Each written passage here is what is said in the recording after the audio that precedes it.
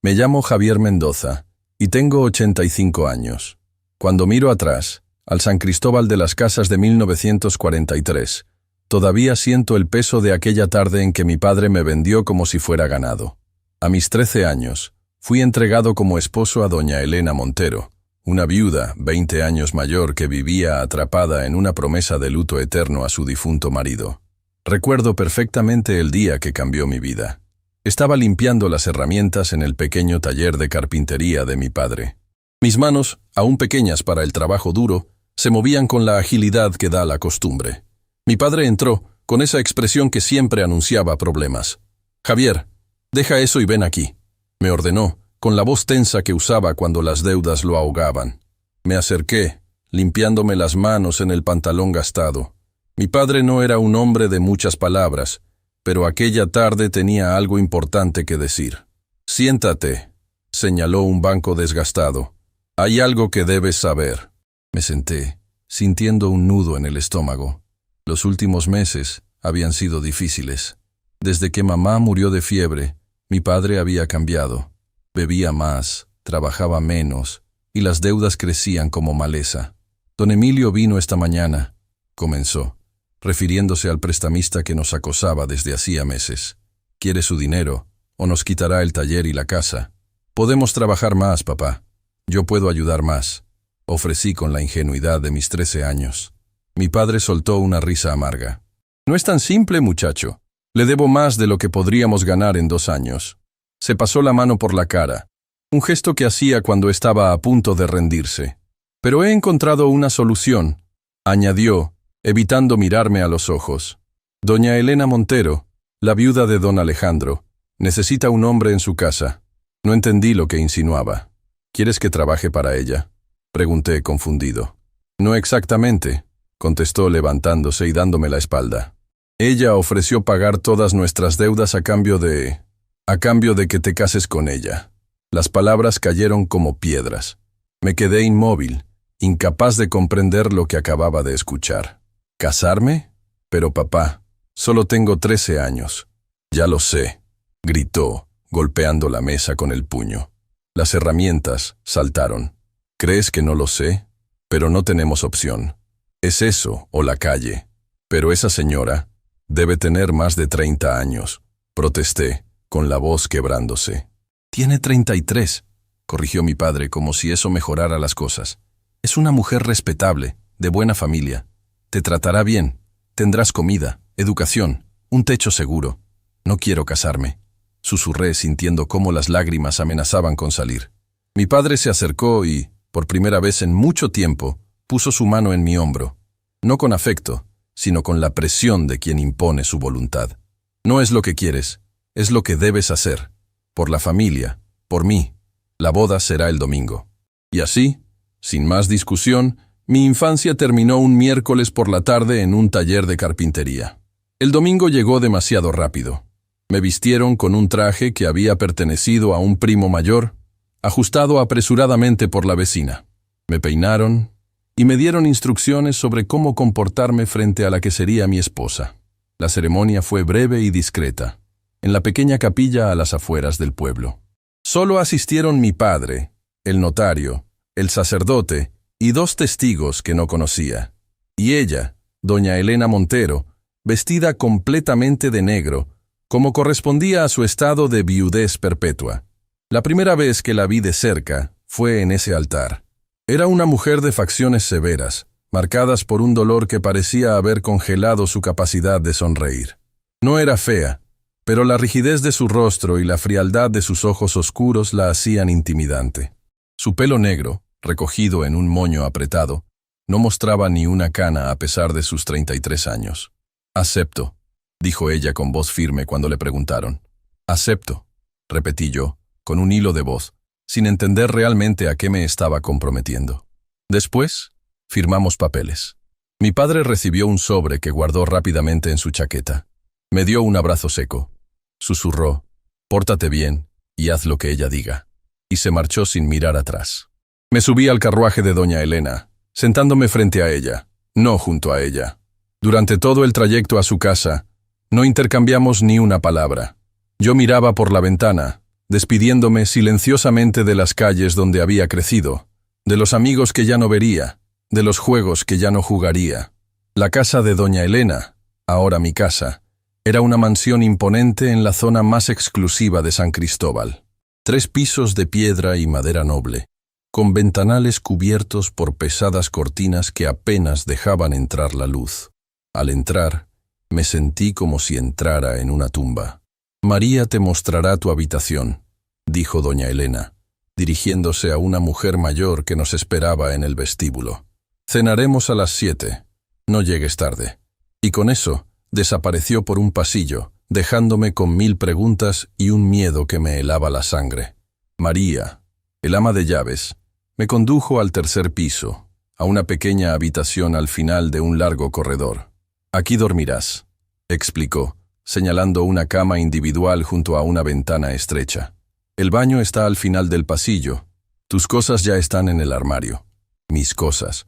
Una bolsa con 2 camisas, un pantalón extra y un cepillo de dientes. Toda mi vida reducida a eso. «¿Cuáles son mis obligaciones?», pregunté, intentando entender mi nueva situación. María me miró con una mezcla de compasión y resignación. «Serás presentado como el sobrino de la señora en público. En privado», hizo una pausa, eligiendo sus palabras. «Eres su compañía. Leerás para ella. La acompañarás a sus paseos por el jardín. Aprenderás modales y te educarás como corresponde a alguien de esta casa. ¿Y como esposo?», me atreví a preguntar, aunque no entendía completamente lo que eso implicaba. «No te preocupes por eso», respondió secamente. La señora hizo una promesa a don Alejandro en su lecho de muerte. Luto eterno y fidelidad a su memoria. Tu presencia aquí es una formalidad, un arreglo que beneficia a ambas partes. No me sentía beneficiado en absoluto, pero me callé. María me dejó solo para acomodarme, aunque no había nada que acomodar. Me acerqué a la ventana. Desde allí podía ver parte del jardín trasero, demasiado ordenado, demasiado sombrío, como todo en esa casa. Me sentí atrapado, como esos pájaros enjaulados que veía en las casas de los ricos cuando pasaba vendiendo leña con mi padre. La cena fue una tortura. Doña Elena ocupaba la cabecera de una mesa demasiado grande para 2 personas. Yo me senté a su derecha, tan lejos como era posible estando en la misma mesa. Comimos en silencio, interrumpidos solo por el sonido de los cubiertos contra la porcelana. «Mañana comenzarás tus lecciones», anunció de repente, sin levantar la vista de su plato. «Leer, escribir, matemáticas, historia. No toleraré la ignorancia en esta casa. Sé leer y escribir», respondí, con un orgullo que no debería haber mostrado. «Y conozco las operaciones básicas». Doña Elena levantó la vista y me estudió con esos ojos que parecían juzgar cada defecto. «Bien, entonces quizás no seas completamente inútil», dijo, «pero hay mucho más que aprender. Don Alejandro era un hombre culto, respetado. Esta casa tiene estándares». Ese fue el primero de infinitos momentos en que me compararían con el difunto don Alejandro Montero, un fantasma que nunca conocí, pero que gobernaría mi vida durante años. ¿Puedo preguntar por qué me eligió a mí?, me atreví a cuestionar. La pregunta pareció sorprenderla. Dejó el tenedor y me miró directamente por primera vez. «Tu padre me debía dinero, mucho dinero. Necesitaba saldar esa deuda y yo necesitaba...». Hizo una pausa, una presencia masculina en la casa. «Hay propiedades, negocios que requieren atención. Cuando crezcas, podrás ser útil. ¿Solo por eso?». Una sombra cruzó su rostro. «No hagas preguntas impertinentes, Javier. No es propio de un caballero». Y con eso, la conversación terminó. Esa noche, en mi nueva habitación, lloré en silencio hasta quedarme dormido. Por mi madre, que ya no estaba para protegerme. Por mi padre, que me había vendido. Por mi infancia, que se había esfumado en un solo día. Los días siguientes establecieron la rutina que marcaría los próximos años. Desayuno a las 7, solo en la cocina. Lecciones de 8 a 12 con el profesor Gutiérrez, un hombre severo contratado especialmente para mi educación. Almuerzo con doña Elena, siempre en silencio. Tardes dedicadas a leer los libros que ella seleccionaba o a acompañarla en sus escasos compromisos sociales, donde me presentaba como el hijo de mi difunto primo, a quien he acogido por caridad. Una semana después de mi llegada, Descubrí la habitación prohibida. Estaba en el segundo piso, siempre cerrada con llave. Un día, mientras doña Elena recibía al administrador en el estudio, vi a María salir de aquella habitación. Por un instante, la puerta quedó entreabierta. La curiosidad pudo más que el miedo. Me acerqué sigilosamente y miré por la rendija. Era un santuario. No había otra forma de describirlo. En el centro, un retrato enorme de un hombre de mediana edad, elegantemente vestido, con un bigote bien recortado y ojos que parecían seguirte. Don Alejandro Montero, sin duda. Alrededor, velas encendidas, flores frescas y objetos personales dispuestos con veneración. Una pipa, un reloj de bolsillo, un bastón con empuñadura de plata. ¿Qué crees que estás haciendo? La voz de doña Elena me heló la sangre. Me giré, aterrorizado. Estaba pálida de furia. La puerta estaba... «¡Nunca, jamás vuelvas a acercarte a esta habitación!», gritó, empujándome lejos. «Es sagrada, es lo único que me queda de él». Cerró la puerta de golpe y se guardó la llave en el bolsillo de su vestido negro. «Si vuelvo a verte espiando, te enviaré de regreso con tu padre y me aseguraré de que acabe en la cárcel por sus deudas», amenazó, con una voz tan fría que no dejaba lugar a dudas. Esa noche no me llamó a cenar. Me quedé en mi habitación, hambriento y asustado, entendiendo por primera vez el verdadero alcance de mi prisión. Pasaron semanas antes de que doña Elena volviera a dirigirme la palabra, más allá de órdenes secas. Cuando finalmente lo hizo, fue para anunciarme que debía acompañarla a misa el domingo. «Te compré ropa adecuada», dijo, señalando un conjunto negro sobre mi cama. «Quiero que te comportes. Mucha gente importante estará allí». El domingo, vestido como un pequeño adulto, caminé 2 pasos detrás de doña Elena hasta la catedral. Sentí las miradas, los cuchicheos. «El huérfano que acogió la viuda de Montero», decían algunos. «Un acto de caridad», comentaban otros. Nadie sabía la verdad, que yo era legalmente su esposo, que mi padre me había vendido para saldar sus deudas. Después de misa, varias señoras se acercaron a saludar a doña Elena. Me estudiaron con curiosidad, como si fuera un espécimen raro. «Qué noble eres, Elena, por cuidar del muchacho», dijo una, con falsa admiración. «Es lo menos que podía hacer por la familia de mi primo», respondió ella, interpretando perfectamente su papel. Fue en esa salida cuando conocí a quien sería mi único amigo en esos años oscuros. Miguel Fuentes, el hijo del boticario. Tenía mi edad, pero una libertad que yo ya no recordaba cómo se sentía. Mientras las señoras conversaban, Miguel se acercó a mí. «¿Eres el chico que vive con la viuda Montero?», preguntó sin rodeos. «Sí», respondí, intimidado por su confianza. «Dicen que es una bruja que habla con su marido muerto», susurró, con los ojos brillantes de intriga. «¿Es cierto?». «No lo sé», contesté, aunque la habitación santuario vino a mi mente. «Apenas la veo. ¿Quieres jugar a algo después? Tengo canicas». Antes de que pudiera responder, doña Elena me llamó con un gesto severo. Era hora de volver a la mansión prisión. «No puedo», dije con una tristeza que no intenté ocultar. «No me dejan salir solo». Miguel pareció entender más de lo que yo mismo entendía. «Estaré en la plaza todos los domingos después de misa», dijo, antes de alejarse corriendo. Esa pequeña conversación fue un rayo de luz. Durante el camino de regreso, por primera vez desde que llegué a esa casa, sentí una chispa de esperanza.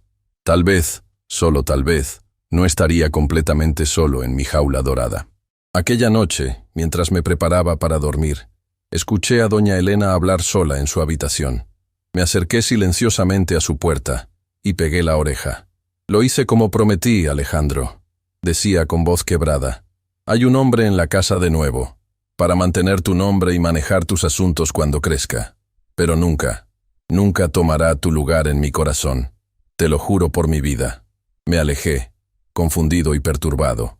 No entendía entonces lo que ahora, a mis 85 años, veo con claridad. Estaba tan atrapada como yo, prisionera de una promesa imposible, de un amor que se había transformado en una enfermedad del alma. Esa noche, mientras miraba por la ventana estrecha de mi habitación, tomé una decisión. Sobreviviría, aprendería, y algún día, de alguna manera, encontraría mi libertad. No sabía entonces que ese camino sería largo y doloroso, ni que el secreto más oscuro de doña Elena estaba aún por descubrirse. Los meses siguientes en la casa de doña Elena establecieron una rutina que parecía diseñada para borrar cualquier rastro del niño que yo había sido.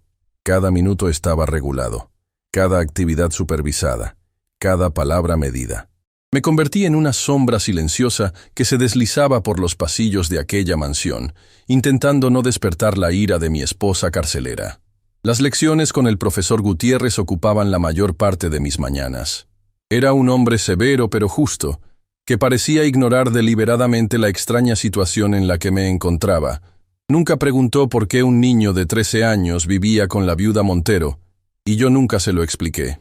«Tienes una mente ágil, Javier», me dijo un día, después de que resolviera correctamente todos los problemas de matemáticas. «Es un desperdicio que no puedas asistir a la escuela con otros niños. Doña Elena dice que la educación privada es superior». Respondí, repitiendo las palabras que ella me había inculcado. El profesor Gutiérrez frunció el ceño. La educación no es solo aprender datos y números, también es aprender a vivir, a relacionarse con otros. Sus palabras me dolieron porque señalaban exactamente lo que me estaba siendo robado. Los domingos se convirtieron en mi único respiro. Después de misa, doña Elena siempre se quedaba conversando con las señoras de la Sociedad de San Cristóbal. Esos breves momentos me permitían encontrarme con Miguel en un rincón de la plaza. «Te traje algo», me dijo Miguel un domingo, sacando discretamente un pequeño libro de su bolsillo. «Es de aventuras. Mi padre dice que leer nos hace libres». Tomé el libro como si fuera un tesoro, escondiéndolo rápidamente bajo mi chaqueta. «Si doña Elena lo descubre, no lo hará si lo ocultas bien», me interrumpió Miguel. «Todos necesitamos escapar a veces, aunque sea en nuestra mente». Ese pequeño libro, La isla del tesoro, se convirtió en mi salvación. Lo leía a escondidas, bajo las sábanas, con una vela robada de la cocina. Cada noche, por unas horas, dejaba de ser el prisionero de doña Elena para convertirme en Jim Hawkins, navegando mares desconocidos, enfrentando peligros, buscando tesoros y, sobre todo, siendo libre. Miguel me traía un libro nuevo cada vez que terminaba el anterior. Así descubrí mundos que existían más allá de los muros de mi prisión dorada. Aventuras, romances, historias de tierras lejanas y épocas pasadas. La lectura se convirtió en mi forma de resistencia silenciosa. Una noche, casi 6 meses después de mi llegada a la casa, escuché ruidos en el primer piso. Era pasada la medianoche, y toda la casa debería estar dormida. Me levanté sigilosamente y me asomé al pasillo. Un hilo de luz se filtraba desde el estudio de doña Elena. La curiosidad, esa fuerza que nos mete en problemas tanto como nos salva, me empujó a bajar las escaleras, cuidando que los escalones no crujieran bajo mis pies. Me acerqué a la puerta entreabierta del estudio y miré. Doña Elena estaba sentada tras el escritorio, con varios documentos esparcidos frente a ella. No estaba sola.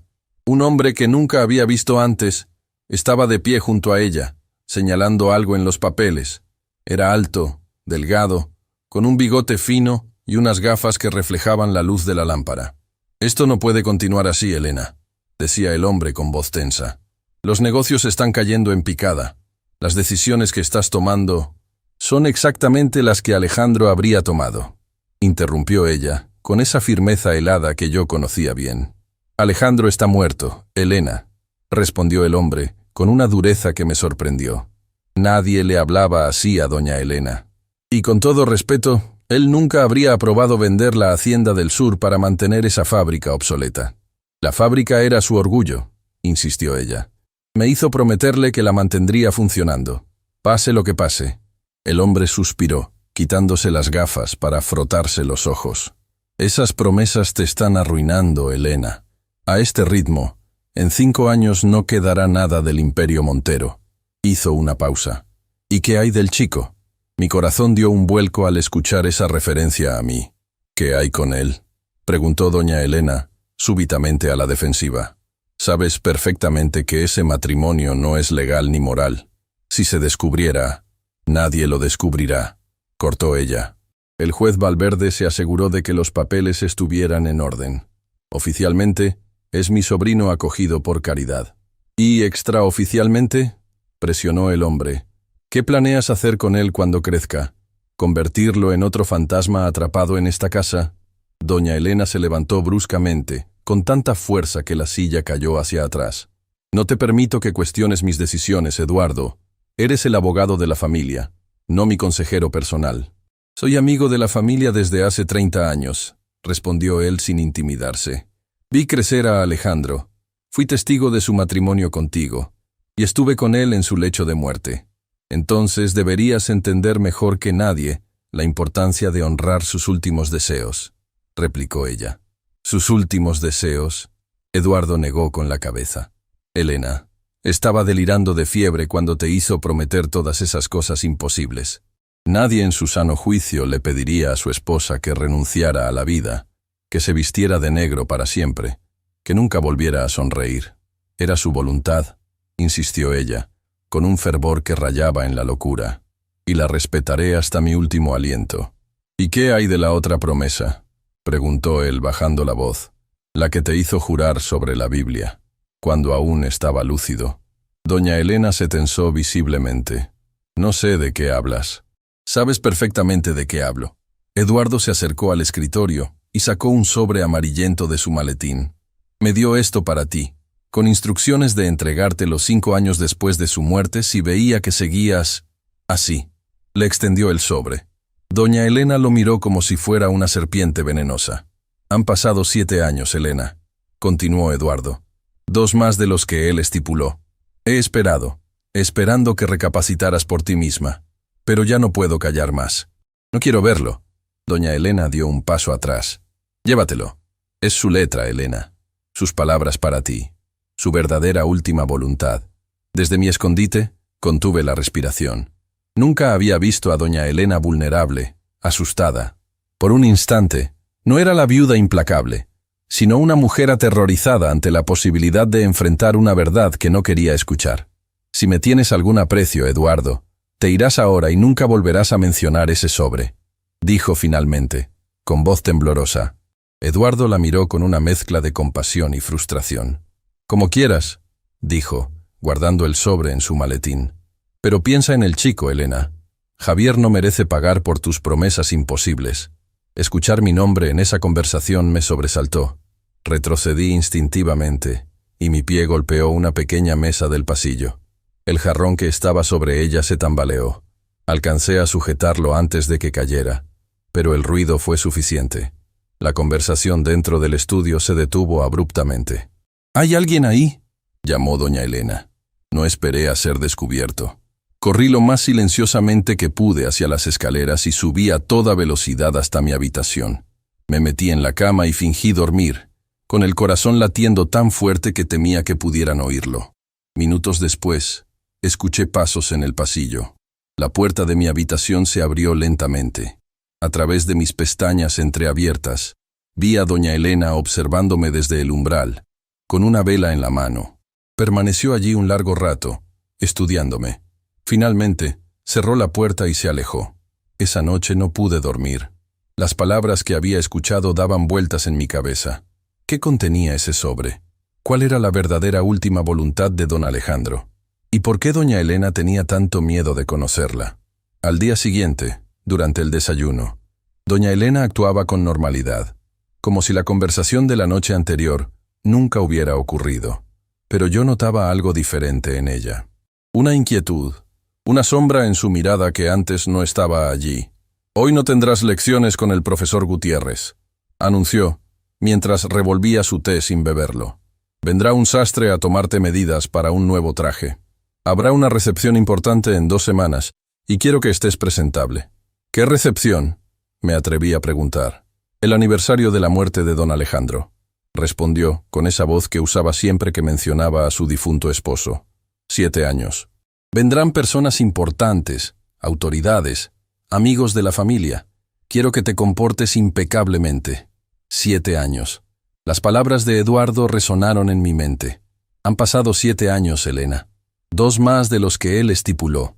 ¿Vendrá el señor Eduardo?, pregunté, intentando sonar casual. Doña Elena dejó caer la cucharilla con un tintineo brusco. ¿Cómo conoces ese nombre?, preguntó, con una mirada penetrante. Me di cuenta de mi error demasiado tarde. Me sonrojé, incapaz de inventar una mentira convincente. Lo escuché en alguna parte, balbuceé. Estabas espiando anoche, afirmó ella, no como una pregunta, sino como una certeza. Bajé la mirada, atrapado. Lo siento, escuché ruidos y... ¿Cuánto escuchaste? Su voz era peligrosamente calma. Casi nada. Mentí. Solo que había un abogado y que hablaban de negocios. Doña Elena me estudió durante un largo momento, decidiendo si creerme o no. Finalmente, pareció aceptar mi versión. La curiosidad es un vicio terrible, Javier, dijo. En esta casa, los asuntos de adultos son privados. Si vuelvo a descubrirte espiando, las consecuencias serán severas. ¿Entiendes? Sí, señora, respondí con la cabeza agachada. Ahora, sube a tu habitación y espera al sastre.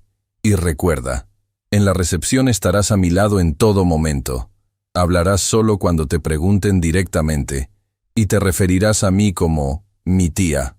Asentí y me retiré, agradecido de escapar sin un castigo mayor. Pero mientras subía las escaleras, una idea comenzó a formarse en mi mente. La recepción sería en 2 semanas. Si Eduardo asistía, tal vez podría encontrar una manera de hablar con él a solas. Tal vez él podría ayudarme a entender qué estaba pasando realmente en esa casa. O incluso, ayudarme a escapar. Las 2 semanas siguientes transcurrieron con los preparativos para la recepción. La casa, normalmente silenciosa y opresiva, se llenó de actividad. Sirvientes adicionales fueron contratados para limpiar cada rincón, pulir la plata, preparar elaborados menús. Todo debía ser perfecto para honrar la memoria de don Alejandro. Yo observaba todo desde mi posición marginal, notando cómo doña Elena supervisaba cada detalle con una atención obsesiva. El retrato de don Alejandro, normalmente confinado a la habitación santuario, fue trasladado al salón principal. Flores frescas se colocaron bajo él, y velas negras en candelabros de plata flanqueaban la imagen. La noche antes de la recepción, no podía dormir. La excitación por la posibilidad de hablar con Eduardo, mezclada con el miedo a las consecuencias, si doña Elena me descubría, me mantenía despierto. Decidí bajar a la cocina por un vaso de agua. Los pasillos estaban oscuros, iluminados solo por la luz de la luna que se filtraba por las ventanas. Al pasar frente al estudio de doña Elena, noté que la puerta estaba entreabierta y una luz tenue brillaba dentro. Me acerqué con cautela, esperando no ser descubierto esta vez. Doña Elena estaba sentada en su sillón, con una copa de coñac en la mano. Frente a ella, sobre el escritorio, había un sobre amarillento, el mismo que Eduardo había intentado entregarle. Mi corazón se aceleró. ¿Cómo había conseguido ese sobre? ¿Eduardo se lo había dejado finalmente? La vi tomar el sobre con manos temblorosas, mirarlo largamente. Luego, con un movimiento brusco, lo acercó a la llama de la vela. El papel comenzó a arder. «No puedo, Alejandro», susurró, mientras las llamas consumían lo que parecía ser la verdadera última voluntad de su esposo. «No puedo romper mi promesa. No puedo dejarte ir». Dejó caer el sobre ardiendo en un cenicero de plata y lo observó convertirse en cenizas. Luego se cubrió el rostro con las manos y por primera vez desde que la conocía, la vi llorar. No eran lágrimas silenciosas y dignas, sino sollozos desgarradores que sacudían todo su cuerpo. Me retiré en silencio, conmocionado por lo que acababa de presenciar. Esa noche, en mi cama, comprendí que mi carcelera era también una prisionera de sus promesas, de su devoción enfermiza, de su incapacidad para seguir adelante. La recepción del día siguiente fue exactamente como doña Elena la había planeado. La casa se llenó de gente vestida de negro, que hablaba en susurros respetuosos, mientras admiraba el retrato de don Alejandro. Yo permanecía junto a doña Elena, en mi traje negro recién confeccionado, respondiendo educadamente cuando me dirigían la palabra. «Qué noble de tu parte cuidar del muchacho, Elena», dijo una señora mayor, la misma que siempre hacía ese comentario en la iglesia. «Es lo menos que podía hacer», respondió doña Elena, con su falsa modestia habitual. «Se parece un poco a Alejandro cuando era joven, ¿no crees?», comentó la señora, estudiándome con interés. «Tiene algo en los ojos». Doña Elena se tensó visiblemente. «No veo ningún parecido. respondió secamente. Javier, ve a ver si los camareros necesitan ayuda con las bebidas. Era una excusa para alejarme, pero la aproveché para buscar a Eduardo entre los invitados. Lo encontré en un rincón del jardín, fumando un cigarrillo, alejado del bullicio de la recepción. Me acerqué con cautela, asegurándome de que nadie, especialmente doña Elena, me viera. «Disculpe, señor», dije, cuando estuve lo bastante cerca. Eduardo se sobresaltó ligeramente. Luego me miró con curiosidad. «Tú debes ser Javier», dijo, apagando su cigarrillo. «Te he visto en misa, junto a Elena». «Sí, señor», confirmé nervioso. «Necesito hablar con usted. Es importante». Eduardo miró a su alrededor, asegurándose de que estábamos solos. «Te escucho, muchacho». Escuché su conversación con doña Elena hace 2 semanas, confesé, decidiendo que la honestidad era mi mejor estrategia. Sobre el sobre las promesas, sobre mí. La expresión de Eduardo cambió, volviéndose más seria. «No deberías espiar conversaciones de adultos», me reprendió, pero sin verdadera severidad. «Lo sé, pero vivo en esa casa», respondí. «Necesito entender qué está pasando». «¿Qué había en ese sobre? ¿Por qué doña Elena lo quemó anoche?» Eduardo palideció. «¿Lo quemó?», preguntó con voz tensa. «¿Estás seguro?». Asentí. «La vi hacerlo. Dijo que no podía romper su promesa, que no podía dejarlo ir». Eduardo cerró los ojos un momento, como si intentara contener una profunda decepción. Ese sobre contenía una carta que Alejandro escribió para ella poco antes de morir, explicó finalmente. Le pedía que viviera, que fuera feliz después de su muerte, que no se atara a promesas imposibles de luto eterno. Le pedía, específicamente, que no convirtiera su casa en un mausoleo, su vida en una vigilia perpetua. ¿Y sobre mí?, me atreví a preguntar. «Usted mencionó algo sobre mí en su conversación». Eduardo me miró con una mezcla de compasión y culpa. «Alejandro nunca habría aprobado lo que Elena ha hecho contigo, muchacho. Usarte como una especie de sustituto. Un heredero forzado para mantener las apariencias mientras te roba tu infancia. ¿Puede ayudarme?», pregunté, con un hilo de esperanza. «¿Puede sacarme de esa casa?». Eduardo suspiró profundamente. «No es tan simple, Javier. Legalmente, aunque ese matrimonio es cuestionable, Elena es tu tutora. Además, tu padre firmó papeles renunciando a sus derechos sobre ti. Llevarte sin su consentimiento sería secuestro». Mi esperanza se desvaneció tan rápido como había surgido. «Entonces estoy atrapado», concluí con amargura. «Por ahora», asintió Eduardo. «Pero no para siempre. Escúchame bien, Javier. Aprende todo lo que puedas en esa casa. Estudia, lee, prepárate. En unos años serás lo suficientemente mayor para tomar tus propias decisiones. Y cuando ese momento llegue, búscame. Te ayudaré». «¿Lo promete?», pregunté, necesitando algo a lo que aferrarme. «Lo prometo», respondió, colocando una mano en mi hombro. «Mientras tanto, ten cuidado. Elena no es una mujer cruel por naturaleza, pero su dolor la ha cambiado. Su obsesión por honrar a Alejandro se ha convertido en una enfermedad, y las personas enfermas pueden ser impredecibles. Javier», la voz de doña Elena me sobresaltó. «¿Dónde estás?». «Ve», susurró Eduardo.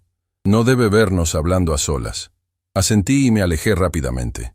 Pero antes de doblar la esquina, me giré una última vez. «Gracias, señor Eduardo», dije, con toda la sinceridad de mis 13 años. Esa noche, después de la recepción, mientras me preparaba para dormir, encontré algo debajo de mi almohada. Era una pequeña llave de bronce, atada a una nota que decía: «Biblioteca, tercer estante. Detrás de Historia de México. Un amigo». Eduardo había cumplido su primera promesa más rápido de lo que esperaba. Me había dado acceso al conocimiento, a los libros que doña Elena mantenía bajo llave en su biblioteca privada. Libros que podrían ayudarme a entender mejor mi situación, a prepararme para el futuro. Esa noche dormí con la llave apretada en mi puño, sintiendo por primera vez desde mi llegada a esa casa algo parecido a la esperanza. Había descubierto el secreto que cambiaría mi vida. No estaba solo en mi lucha por la libertad, y algún día, de alguna manera, escaparía de las cadenas invisibles que me ataban a doña Elena y a sus promesas imposibles. La pequeña llave de bronce que Eduardo me había dado se convirtió en mi posesión más preciada. La guardaba en un hueco que descubrí bajo una tabla suelta del piso de mi habitación, junto con los libros que Miguel me prestaba y algunas monedas que había logrado ahorrar de pequeños trabajos que hacía para los sirvientes. Mi primera visita a la biblioteca privada de doña Elena fue durante una tarde en que ella había salido a visitar la tumba de don Alejandro, como hacía religiosamente cada primer viernes de mes. María, el ama de llaves, estaba ocupada supervisando la limpieza de la plata, y los demás sirvientes tenían sus propias tareas asignadas. Era el momento perfecto. Con el corazón latiendo fuertemente, me deslicé hasta la biblioteca, una habitación en el primer piso que permanecía siempre cerrada con llave. Miré a ambos lados del pasillo, asegurándome de que nadie me observaba, e introduje la pequeña llave en la cerradura. Giró con un suave clic. La biblioteca era impresionante. Estanterías de madera oscura desde el suelo hasta el techo, llenas de libros encuadernados en cuero. Una escalera móvil permitía alcanzar los estantes más altos. Un gran escritorio de caoba ocupaba el centro de la habitación, con una lámpara de lectura y un sillón de cuero gastado que parecía haber sido muy utilizado en otros tiempos. Me dirigí directamente al tercer estante, buscando el libro Historia de México. Lo encontré fácilmente. Un tomo grueso encuadernado en cuero verde oscuro. Lo retiré con cuidado y, tal como Eduardo había indicado, detrás había un hueco en la pared. Dentro, encontré un pequeño paquete envuelto en tela. Desenvolví la tela con dedos temblorosos. Contenía un libro pequeño y delgado, sin título en la portada, y un sobre. Abrí primero el sobre. Javier, comenzaba la nota escrita con una caligrafía elegante. Esto es lo que puedo ofrecerte por ahora. Conocimiento y verdad. El diario que acompaña esta nota perteneció a Alejandro Montero. Lo escribió durante los últimos meses de su vida, cuando ya sabía que la enfermedad lo consumía. Te dará una perspectiva diferente de la que Elena te ha mostrado. Léelo, entiéndelo, pero manténlo oculto. Te he dejado también una llave maestra que abre la mayoría de las puertas de la casa. Úsala con prudencia. Recuerda, el conocimiento es el primer paso hacia la libertad. Tu amigo, Eduardo. Con manos aún más temblorosas, abrí el pequeño diario.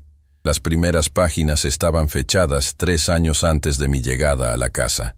La letra era firme al principio, pero se volvía más irregular en las últimas entradas, evidencia de la enfermedad que debilitaba a su autor. 10 de marzo, 1940. El doctor Ramírez ha confirmado mis sospechas. La enfermedad que me consume no tiene cura. Me quedan quizás 6 meses, 1 año con suerte. He decidido no decírselo a Elena todavía. Necesito tiempo para poner mis asuntos en orden y para prepararla para lo inevitable. Pasé rápidamente las páginas, leyendo fragmentos, absorbiendo la personalidad del hombre cuya sombra dominaba mi vida. 15 de abril, 1940. Elena no está manejando bien la noticia. Ha pasado del shock a la negación y ahora parece estar en una especie de negociación con Dios.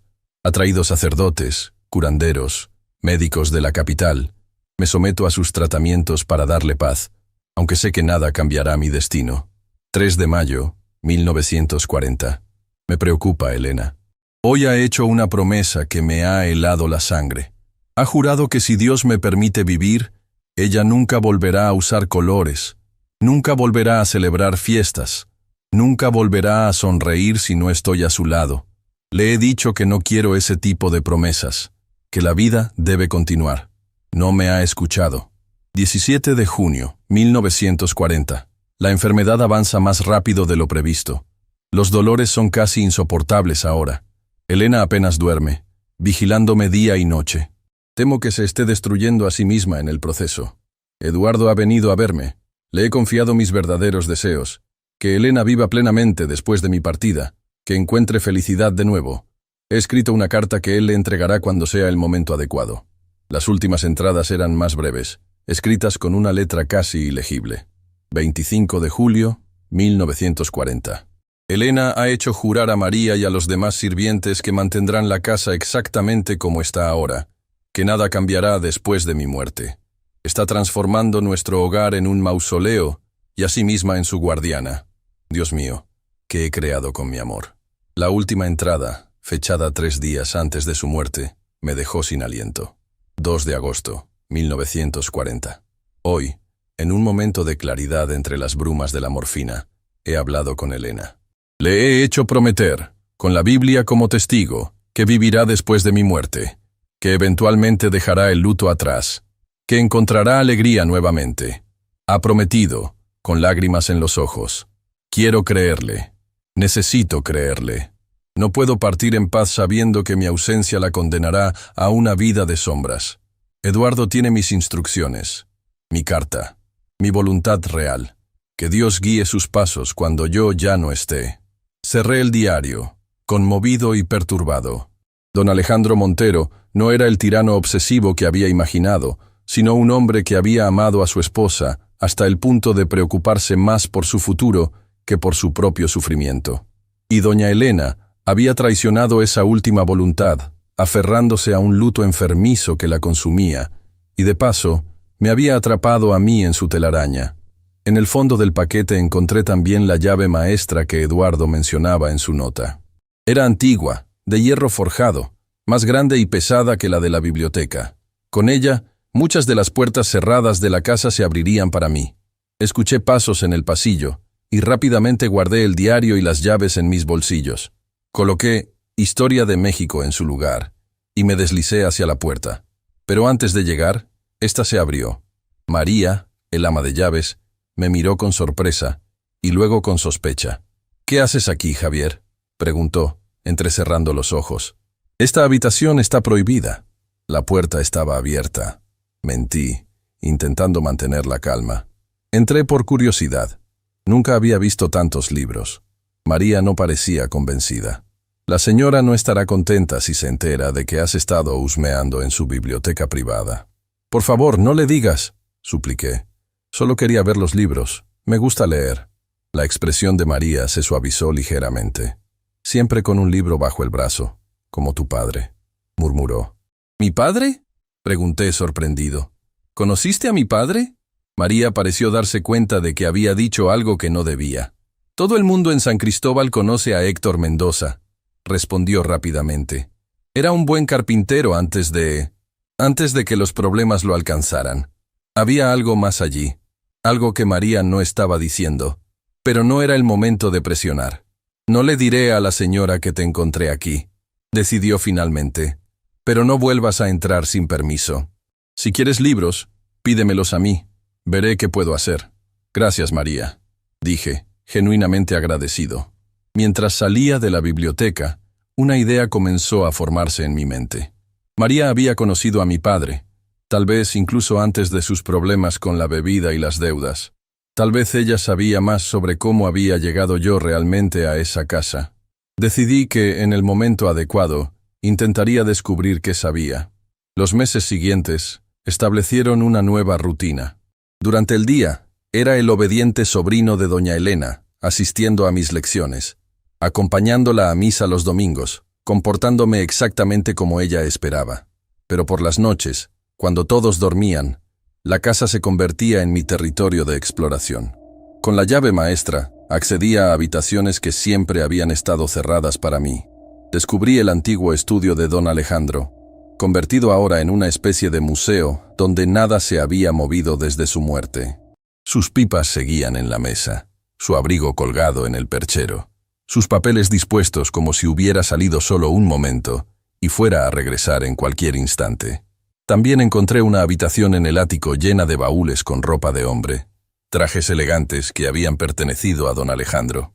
En uno de esos baúles descubrí un compartimento secreto que contenía una bolsa con monedas de oro y varios documentos importantes, escrituras de propiedades, acciones de empresas, certificados bancarios, riquezas que doña Elena probablemente desconocía. Cada descubrimiento lo anotaba cuidadosamente en un cuaderno que mantenía oculto bajo la tabla suelta. Cada pieza de información podría ser útil algún día. El profesor Gutiérrez, sin saberlo, se convirtió en mi cómplice al enseñarme sobre leyes y finanzas como parte de mi educación.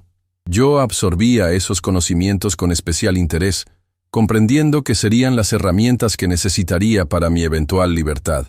Miguel seguía siendo mi conexión con el mundo exterior, trayéndome no solo libros, sino también noticias del pueblo, chismes, información sobre cambios políticos y económicos que ocurrían más allá de los muros de mi prisión. Mi padre dice que la guerra en Europa está cambiando todo, me contó un domingo. Los precios suben, hay escasez de algunos productos, pero también hay oportunidades para quienes saben aprovecharlas.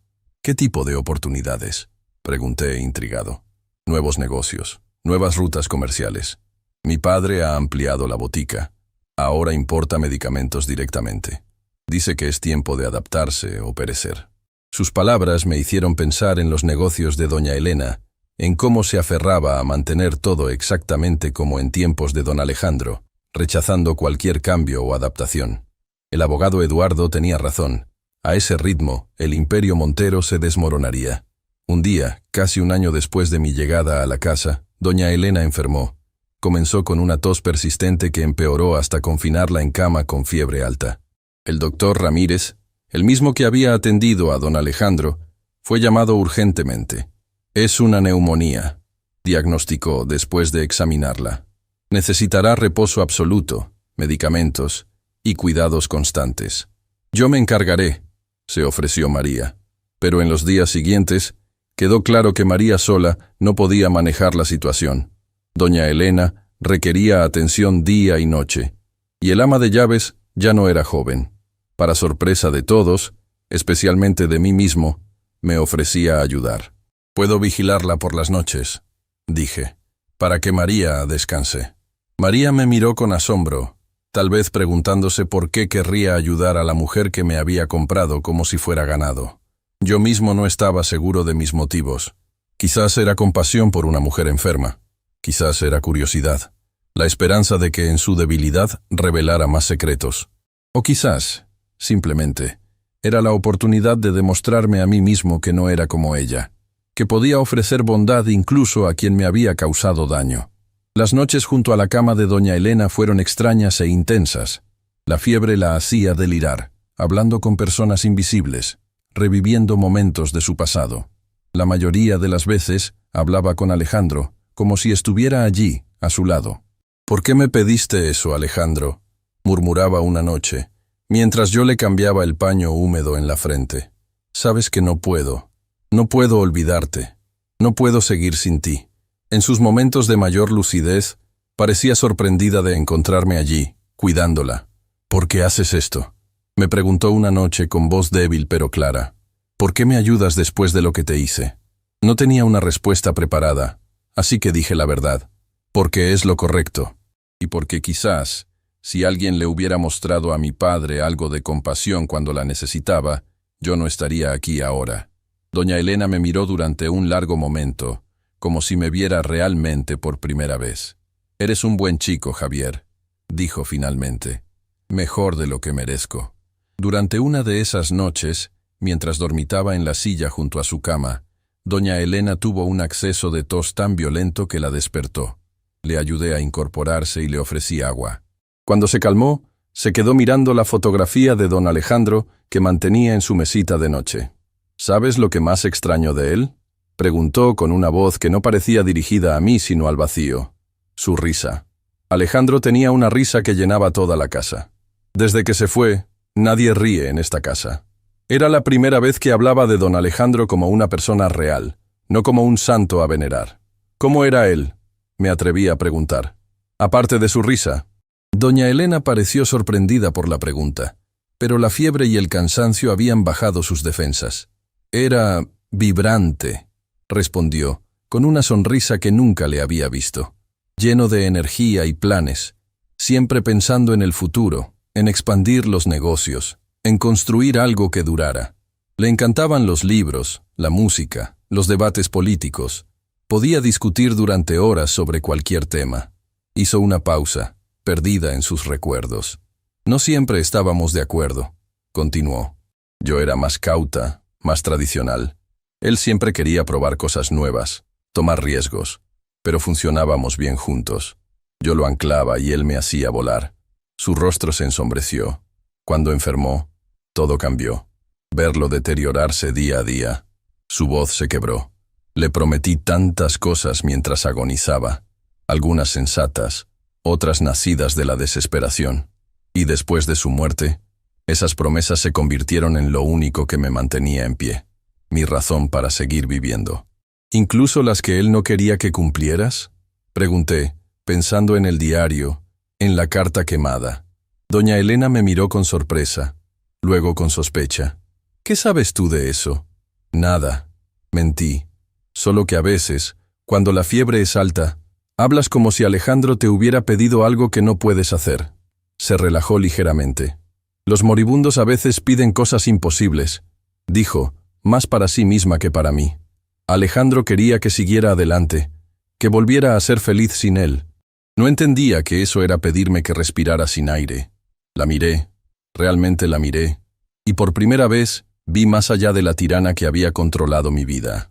Vi a una mujer destruida por el dolor, que se había aferrado a promesas imposibles porque eran lo único que le quedaba de un amor perdido.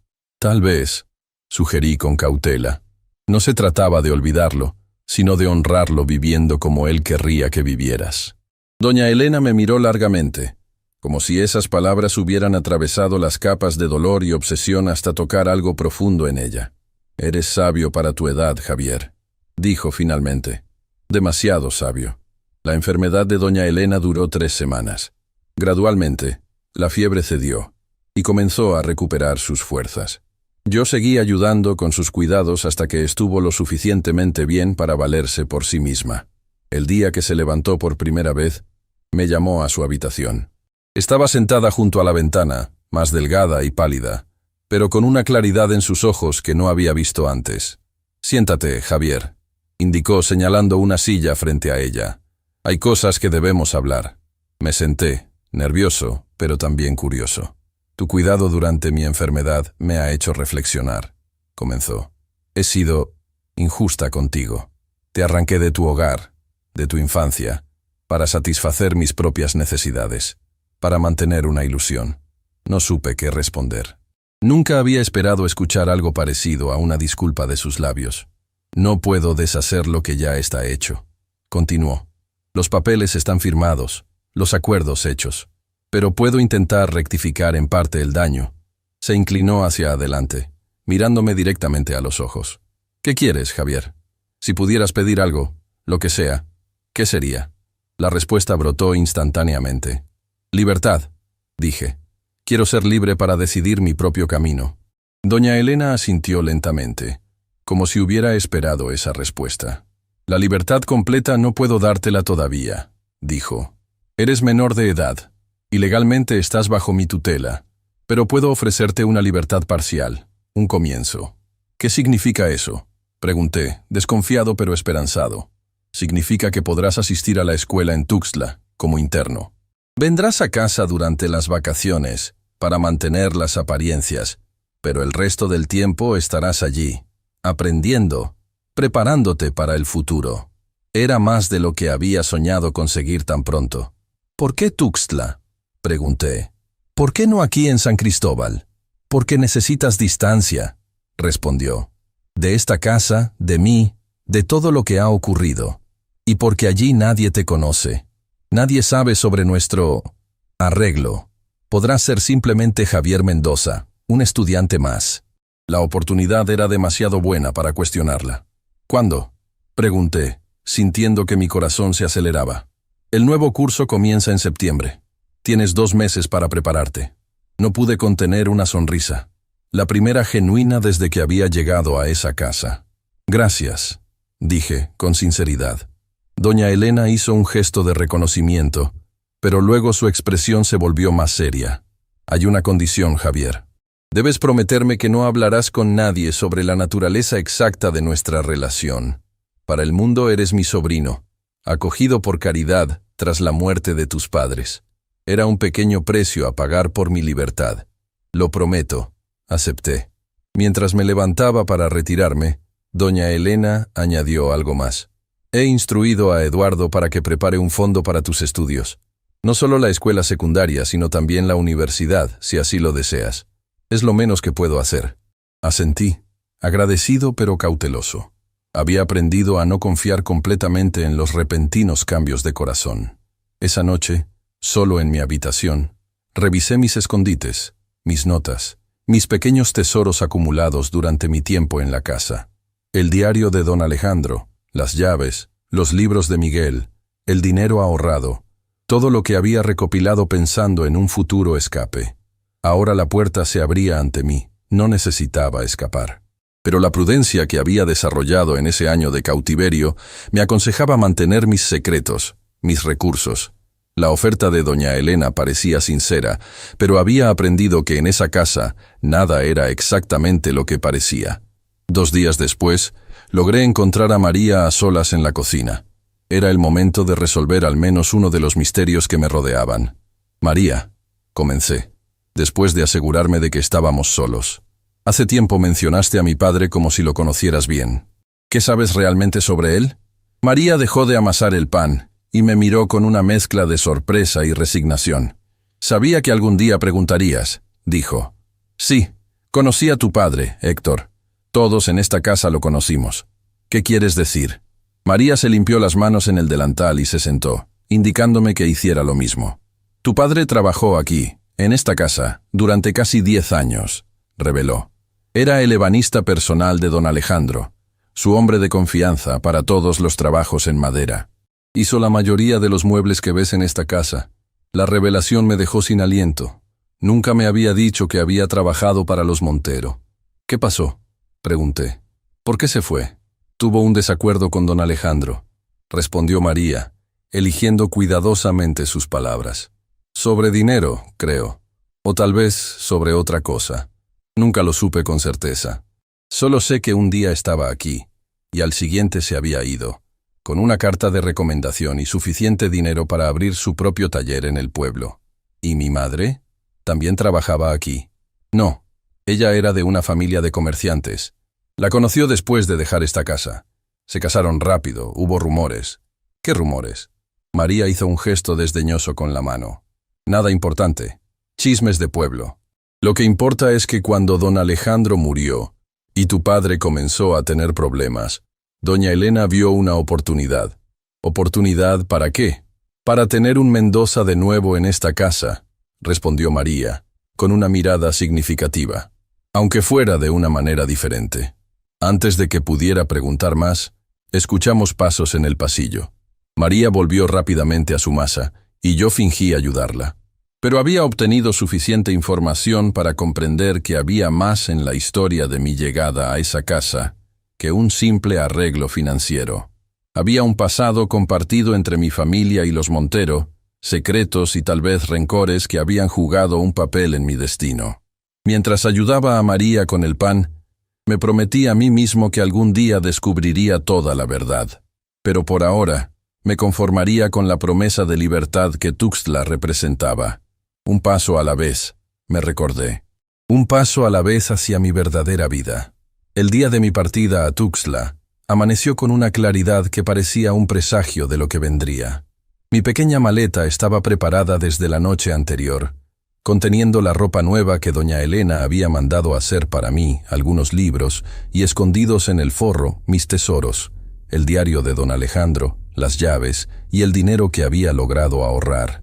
Doña Elena había cambiado sutilmente desde su enfermedad. No era un cambio dramático. No había abandonado su vestimenta negra ni había vuelto a sonreír abiertamente. Pero había pequeños detalles.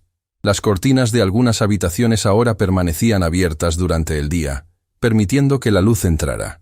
Las visitas del párroco se habían reducido.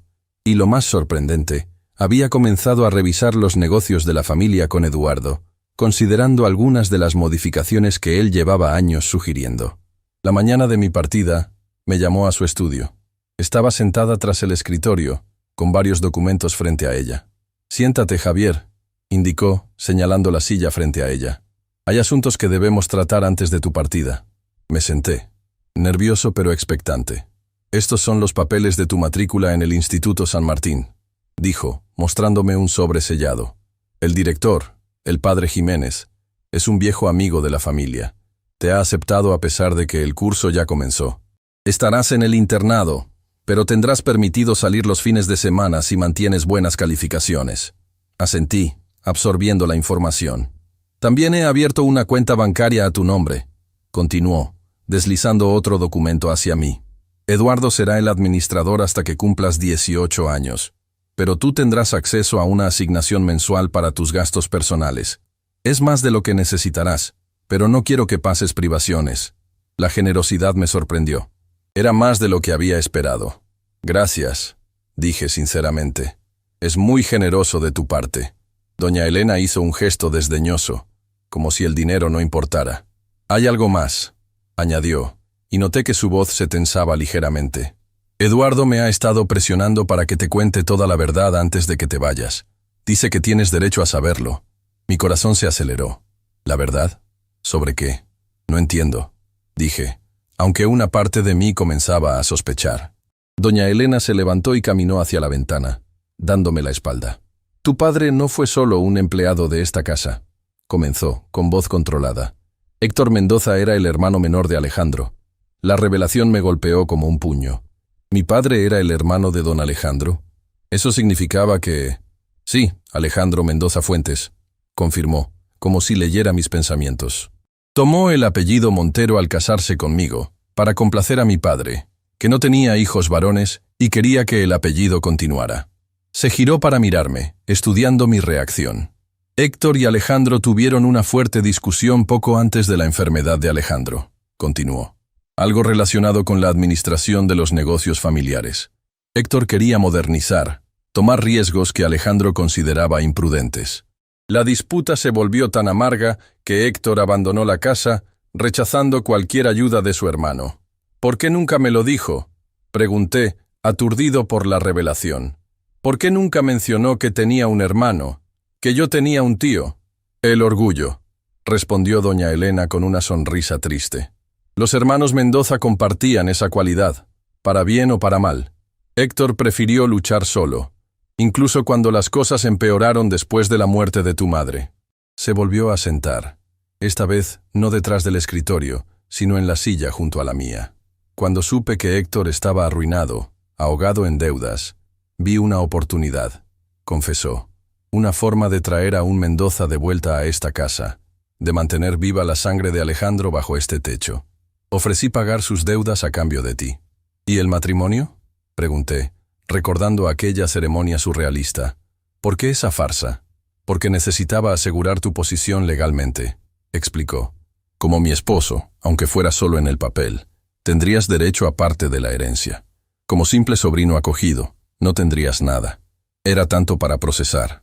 Mi padre, no solo un carpintero endeudado, sino el hermano del legendario don Alejandro. Yo, no un niño cualquiera vendido por deudas, sino el sobrino de sangre de don Alejandro, traído a la casa para continuar su linaje de alguna manera retorcida. ¿Por qué me lo cuentas ahora?, pregunté finalmente. Porque mereces saber quién eres antes de forjar tu propio camino, respondió. Y porque, como dijo Eduardo, los secretos solo engendran más secretos, más dolor. Se levantó nuevamente, recuperando su compostura habitual. El coche está esperando, anunció. Eduardo te acompañará a Tuxtla y se asegurará de que estés bien instalado. Me levanté también, sintiendo que el suelo bajo mis pies era diferente, que todo lo que creía saber sobre mí mismo había cambiado. Antes de salir del estudio, doña Elena añadió una cosa más. Cuando regreses para las vacaciones de Navidad, encontrarás algunos cambios en esta casa. Pequeños, pero significativos. Es tiempo de adaptarse, como Alejandro siempre quiso. El viaje a Tuxtla fue largo y silencioso. Eduardo respetó mi necesidad de procesar todo lo que había descubierto, limitándose a señalar ocasionalmente algún punto de interés en el camino. Solo cuando estábamos cerca de la ciudad, se animó a hablar del tema que ocupaba mis pensamientos. ¿Te contó sobre tu padre?, preguntó. Sí, respondí. ¿Tú lo sabías desde el principio? Por supuesto, asintió. Fui el abogado de ambos hermanos durante años. Vi crecer la tensión entre ellos. Intenté mediar sin éxito. Dos hombres brillantes, tercos como mulas. ¿Cómo era mi padre antes?, pregunté. ¿Antes de los problemas? ¿Antes de la bebida? Eduardo sonrió con nostalgia. Héctor era el soñador de los dos. Creativo, apasionado, siempre con nuevas ideas. Alejandro era el pragmático, el que mantenía los pies en la tierra. Juntos eran imparables, hasta que dejaron de serlo. Me contó historias sobre los hermanos Mendoza, sobre sus éxitos en los negocios, sobre cómo habían expandido la fortuna familiar. Me habló de mi padre como el artista, el creador, el visionario que veía posibilidades donde otros veían solo riesgos. La discusión final fue sobre expandirse a mercados internacionales, explicó Eduardo. Héctor quería invertir fuertemente en exportaciones a Estados Unidos, aprovechando la guerra en Europa. Alejandro consideraba que era demasiado arriesgado. Prefería consolidar lo que ya tenían. Palabras duras se dijeron. Acusaciones. Viejos rencores salieron a la superficie. Hizo una pausa, como considerando si debía continuar. El golpe final vino cuando Alejandro enfermó poco después. Continuó finalmente. Héctor intentó reconciliarse, pero el orgullo de ambos era demasiado grande. Cuando Alejandro murió, Héctor no asistió al funeral. Ese mismo día comenzó a beber seriamente. La historia encajaba con el padre que yo recordaba. Amargado, resentido, ahogando sus remordimientos en alcohol. ¿Y mi madre?, pregunté. ¿Ella sabía todo esto? Creo que sí, respondió Eduardo. Era una buena mujer. Intentó que Héctor buscara ayuda, que se reconciliara al menos con la memoria de su hermano. Pero después de su muerte, Héctor simplemente se rindió. El Instituto San Martín era un edificio imponente de piedra rojiza, con un patio central y claustros que recordaban a un monasterio antiguo. El padre Jiménez, un hombre de unos 60 años con ojos amables y gestos precisos, nos recibió en su oficina. «Bienvenido, Javier», saludó, estrechando mi mano. «Eduardo me ha contado mucho sobre ti y tus circunstancias peculiares». Miré a Eduardo con alarma. «Solo lo esencial», aclaró rápidamente el abogado. «El padre Jiménez es como un confesor para mí, y necesitábamos su discreción para facilitar tu ingreso. Tu habitación está lista», continuó el padre Jiménez. «Compartirás espacio con otro estudiante, Miguel Orozco. Un buen muchacho, algo travieso pero con un corazón excelente. Creo que os llevaréis bien». Me mostró el campus, las aulas, el comedor, la capilla, los dormitorios.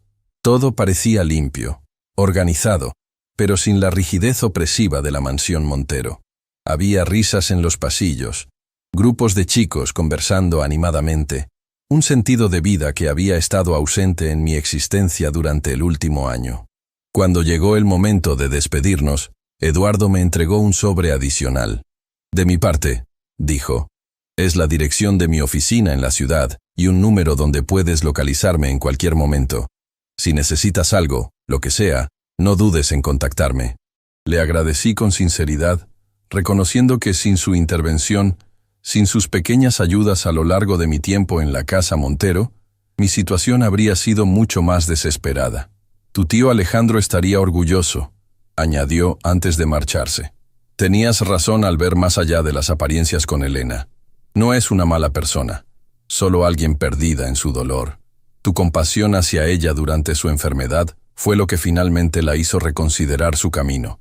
Recordé las noches junto a su cama, nuestras conversaciones sinceras en la penumbra de su habitación. «Solo hice lo que creí correcto», dije. «Y eso, Javier, es lo que te hace un verdadero Mendoza», respondió Eduardo con una sonrisa, antes de subir al coche y alejarse. Mi nuevo compañero de habitación, Miguel Orozco, resultó ser exactamente como el padre Jiménez lo había descrito. Vivaz, ingenioso, con una tendencia a meterse en problemas menores, pero con un sentido innato de la justicia y la lealtad. «Así que vienes de San Cristóbal», comentó mientras me ayudaba a deshacer mi maleta. «¿Cómo es vivir allí?» «Tranquilo», respondí, no queriendo entrar en detalles sobre mi situación. «Demasiado tranquilo a veces. Aquí no tendrás ese problema», rió. «Siempre hay algo pasando, alguna aventura esperando, especialmente si sabes dónde buscar». Y así comenzó mi nueva vida en Tuxtla. Las clases eran desafiantes pero estimulantes. Los profesores, en su mayoría sacerdotes y algunos laicos, eran estrictos pero justos. Por primera vez en mi vida, me encontré compitiendo intelectualmente con chicos de mi edad, formando amistades, participando en deportes y actividades que habían sido solo sueños durante mi tiempo en la mansión Montero. Los fines de semana, si mis calificaciones lo permitían, tenía permiso para explorar la ciudad. Miguel se convirtió en mi guía, mostrándome los mercados, los parques, los pequeños cafés donde estudiantes mayores discutían política y literatura. Poco a poco, fui conociendo un mundo más amplio, más vibrante, más lleno de posibilidades de las que había imaginado. Escribía a doña Elena regularmente, cartas formales pero sinceras, donde le contaba sobre mis estudios, mis progresos, las pequeñas victorias cotidianas. Sus respuestas eran breves pero sorprendentemente cálidas, a veces incluyendo recortes de periódicos locales o pequeños obsequios que pensaba podrían interesarme. Un libro, una pluma estilográfica, una bufanda tejida por María. Para las vacaciones de Navidad, regresé a San Cristóbal como habíamos acordado. El viaje de vuelta a la mansión Montero fue una extraña mezcla de ansiedad y curiosidad. ¿Cómo sería volver a ese lugar que había sido mi prisión, ahora que había probado la libertad? Lo primero que noté al llegar fue que la puerta principal, siempre pintada de negro desde la muerte de don Alejandro, ahora lucía su color original, un verde oscuro que contrastaba elegantemente con la piedra de la fachada. Un pequeño cambio, pero simbólicamente significativo. María me recibió con un abrazo cálido que me sorprendió. «Mírate», dijo, estudiándome de pies a cabeza. «Has crecido tanto en estos meses. Ya no eres un niño». Era cierto. No solo había crecido físicamente, ganando altura y fuerza con los deportes y la buena alimentación del instituto, sino que también me sentía diferente por dentro. Más seguro, más definido como persona. Doña Elena me esperaba en el salón principal. También ella había cambiado. Seguía vistiendo de negro, pero su peinado era menos severo, y había un color en sus mejillas que antes no existía. «Bienvenido, Javier», saludó, con una inclinación de cabeza. «Espero que tu viaje haya sido confortable». «Lo fue, gracias», respondí, notando otros cambios en la habitación. El retrato de don Alejandro ya no dominaba el espacio. Ahora colgaba en una pared lateral, todavía respetado pero no el centro absoluto de atención. Las pesadas cortinas habían sido reemplazadas por otras más ligeras que dejaban pasar más luz. «Hay cambios, como prometí», comentó ella, notando mi mirada. «Pequeños pasos». Durante esas vacaciones descubrí una doña Elena diferente, no completamente transformada, pero sí en proceso de cambio. Seguía siendo reservada, a veces severa, pero también mostraba destellos de la mujer que debió haber sido antes del luto. Inteligente, observadora, con un sentido del humor seco que aparecía en los momentos más inesperados. Una tarde, mientras tomábamos té en el jardín, me atreví a preguntar por mi padre. «¿Sabes qué ha sido de él?», pregunté. «Desde que vine aquí, no he tenido noticias». Doña Elena pareció incómoda, pero respondió con honestidad.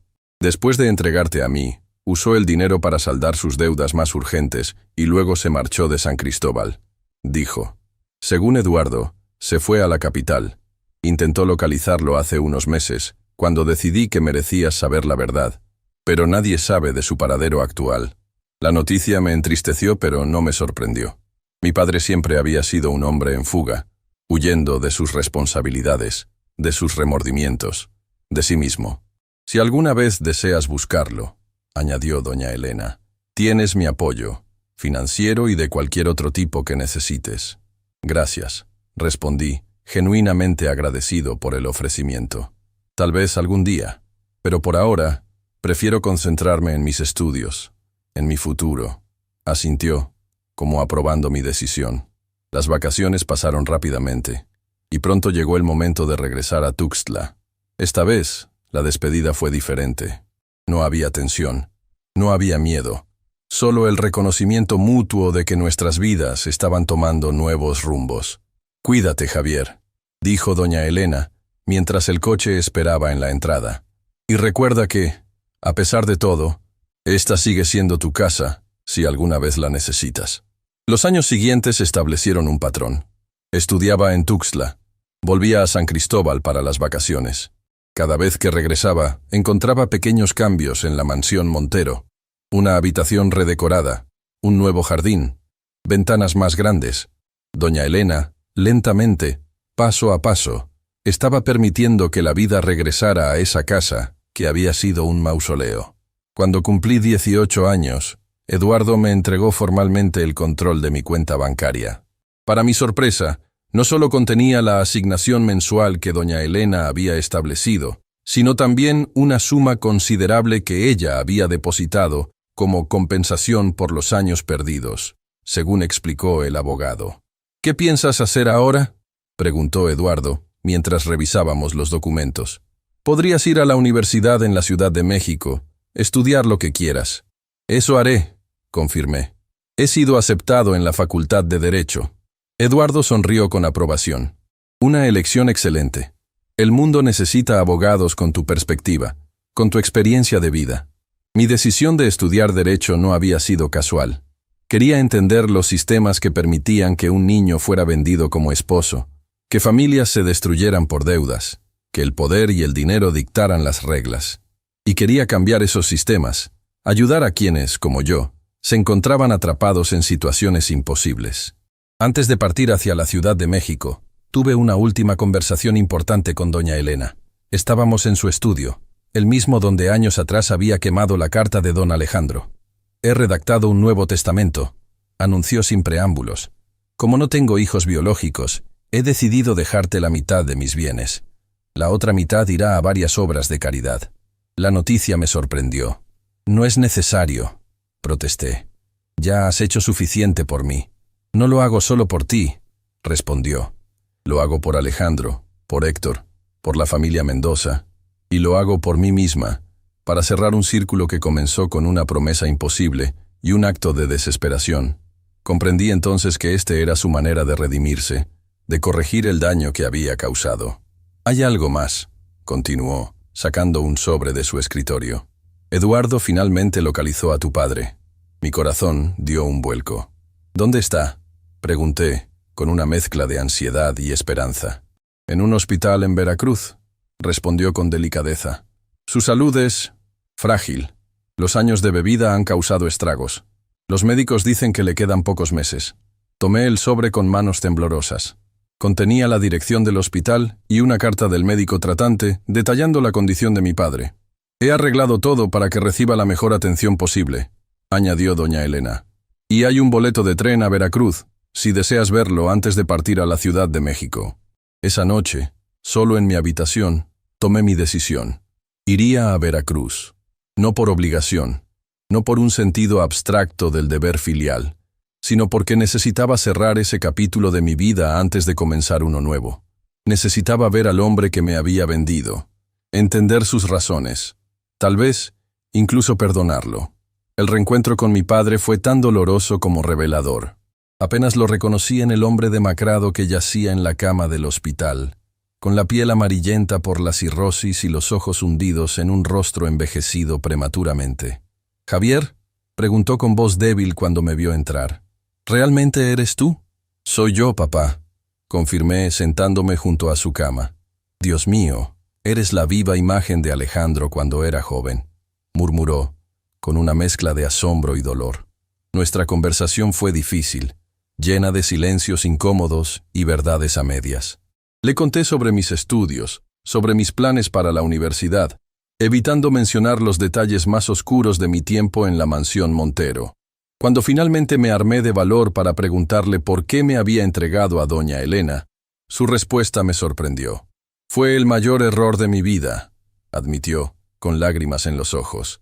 «Pero en ese momento, cegado por las deudas, por el alcohol, por el resentimiento hacia mi hermano, pensé que era lo mejor para ti. Elena tenía recursos, podía darte una educación, oportunidades que yo nunca podría ofrecerte. ¿Y el matrimonio?», presioné. «¿Por qué aceptaste esa farsa?». «Fue idea de ella», confesó. «Dijo que era la única forma de asegurar legalmente tu posición en la familia, de garantizar que recibirías parte de la herencia Montero, que por derecho de sangre te correspondía como sobrino de Alejandro». Era la misma explicación que doña Elena me había dado, pero escucharlo de labios de mi padre lo hacía más real, más doloroso. «Te fallé, hijo», continuó, con voz quebrada. «Te fallé como padre, como hombre. Lo único que puedo ofrecer ahora es mi arrepentimiento, por lo poco que valga. No pude prometerle un perdón inmediato y completo, pero sí le ofrecí comprensión y la promesa de que no lo abandonaría en sus últimos días. Pasé una semana en Veracruz, visitándolo diariamente, escuchando sus historias sobre los buenos tiempos con su hermano, sobre mi madre, sobre la familia que podríamos haber sido en otras circunstancias. Mi padre falleció 3 semanas después de mi partida hacia la Ciudad de México. Eduardo me lo comunicó por telegrama, asegurándome que todo se había manejado con dignidad. Fue enterrado en el cementerio familiar de los Mendoza, junto a su hermano y a mi madre, reunidos al fin en la muerte como no lo habían estado en vida. Los años en la universidad pasaron rápidamente, llenos de estudio, de nuevas amistades, de descubrimientos. Me especialicé en Derecho de Familia, con un interés particular en la protección de menores. Las vacaciones seguía pasándolas en San Cristóbal, donde doña Elena, ahora en sus 50, continuaba su lenta pero constante evolución. Un día, durante mi último año de universidad, recibí una carta de Eduardo. Doña Elena había sufrido un ataque cardíaco. No era grave, pero los médicos recomendaban reposo y tranquilidad. Me pedía que fuera a visitarla cuando pudiera. Viajé a San Cristóbal en cuanto terminaron mis exámenes. Encontré a doña Elena más frágil de lo que recordaba, pero con esa determinación que siempre la había caracterizado. «Estoy bien», insistió, cuando expresé mi preocupación. «Solo un pequeño recordatorio de que no soy inmortal». Pasamos largas horas conversando durante esa visita. Por primera vez, me habló abiertamente de su relación con don Alejandro, de su desesperación ante su enfermedad, de cómo el dolor la había transformado en alguien que no reconocía. Fue necesario que un niño de 13 años me mostrara lo que había perdido de vista, admitió con una sonrisa triste. Tu compasión durante mi enfermedad, tu capacidad para ver más allá de mis acciones hasta mi dolor. Eso fue lo que finalmente me hizo entender lo que Alejandro había querido decirme en su carta. ¿Qué fue?, pregunté, aunque creía conocer la respuesta por su diario. Que la mejor forma de honrar a los muertos es vivir plenamente, respondió. Que el verdadero amor no encadena, libera. Esas palabras resonaron profundamente en mí, como una verdad universal que había tardado toda una vida en comprender. Al regresar a la Ciudad de México para terminar mis estudios, llevaba conmigo una nueva perspectiva, una comprensión más profunda de cómo el dolor puede torcer el amor, de cómo las promesas nacidas de la desesperación pueden convertirse en cadenas, y de cómo a veces la verdadera libertad viene de lugares inesperados. Hoy, a mis 85 años, mirando atrás a esa extraña y dolorosa época de mi vida, entiendo que fue precisamente ese camino tortuoso el que me hizo quien soy. Mi experiencia como un niño vendido por deudas, como un prisionero en una casa gobernada por el luto, me dio la determinación para luchar por aquellos atrapados en situaciones similares.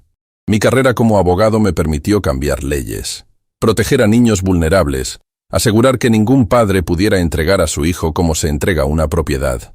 La fortuna que heredé de doña Elena, quien falleció pacíficamente 15 años después de mi graduación, me dio los recursos para establecer fundaciones, hogares para huérfanos, becas para jóvenes sin recursos. Y quizás lo más importante, mi propia experiencia de perdón y reconciliación me enseñó que incluso las heridas más profundas pueden sanar, que incluso los corazones más endurecidos pueden ablandarse, que la compasión es más poderosa que el resentimiento. Si algo he aprendido en mi larga vida es esto: las promesas que nos hacen prisioneros, las que nos condenan a una vida de sombras, son precisamente las que debemos romper. Las verdaderas promesas, las que debemos honrar, son aquellas que nos permiten crecer, cambiar, amar y sobre todo, ser libres. Porque al final, como descubrí en aquella mansión oscura hace tantos años, la verdadera libertad no siempre viene de romper cadenas físicas, sino de liberar el corazón de las promesas de infelicidad que lo mantienen cautivo. Y esa, queridos amigos, es la lección más valiosa que puedo dejarles. Si mi historia te conmovió, compártela con quienes necesitan escucharla, y suscríbete para más relatos que nos recuerdan que las cadenas más difíciles de romper son las que nosotros mismos nos ponemos.